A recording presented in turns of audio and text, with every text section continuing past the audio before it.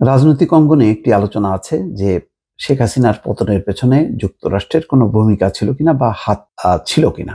এটি বলার একটু কার্যকারণ আছে, কেননা দ্বাদশ জাতীয় সংসদ নির্বাচনের আগে যুক্তরাষ্ট্র যথেষ্ট পরিমাণ তৎপর ছিল বাংলাদেশে যাতে একটি অবাধ, নিরপেক্ষ এবং সবার অংশগ্রহণে একটি নির্বাচন হয়, এবং এই নির্বাচন নিয়ে টানাপোড়েন হয়। পরে ভারতের হস্তক্ষেপে শেষ পর্যন্ত শেখ হাসিনা তার মতন করে নির্বাচন করেছে এবং জয়ী হয়েছে।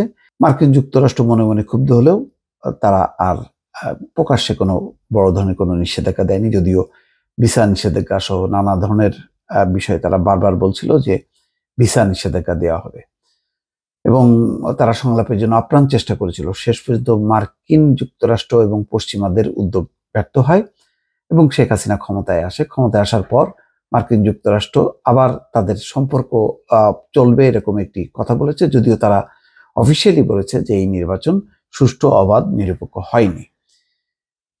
তো এখন শেখ হাসিনা ক্ষমতায় আসার 7 থেকে 8 মাসের মাথায় তাদের এই যে পতন, সেই পতনের পেছনে নেপথ্যে কাজ করেছে কিনা মার্কিন যুক্তরাষ্ট্র, এবং একই সঙ্গে তারা চীনকেও সঙ্গী করেছে কিনা এমন একটি আলোচনা আছে। সেই আলোচনাটা কিন্তু বারবার পররাষ্ট্র দপ্তরে যখন সংবাদ সম্মেলন হচ্ছে, সেই সংবাদ সম্মেলনে উত্থাপিত হচ্ছে।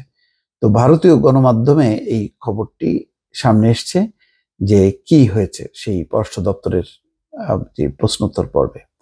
সেখানে যুক্তরাষ্ট্র বলছে যে বাংলাদেশে সরকার বিরোধী বিক্ষোভে তাদের কোনো হাত নেই।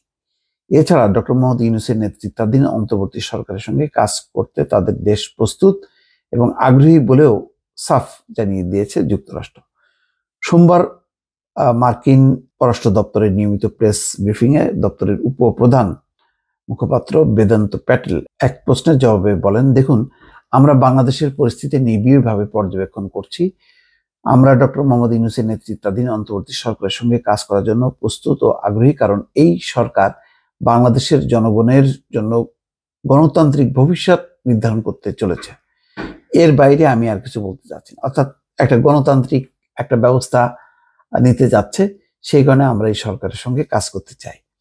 আরেকজন সাংবাদিক জানতে চান, কিছু ভারতীয় সংবাদ মাধ্যম বাংলাদেশে সরকার বিরোধী বিক্ষোভে যুক্তরাষ্ট্রের জড়িত থাকার ইঙ্গিত দিয়েছে। যদিও ভারত ঐতিহাসিকভাবে ক্ষমতাচ্যুত সরকারের ঘনিষ্ঠ মিত্র, এই অভিযোগ কি যুক্তরাষ্ট্র ভারত সম্পর্ককে চাপে ফেলতে পারে?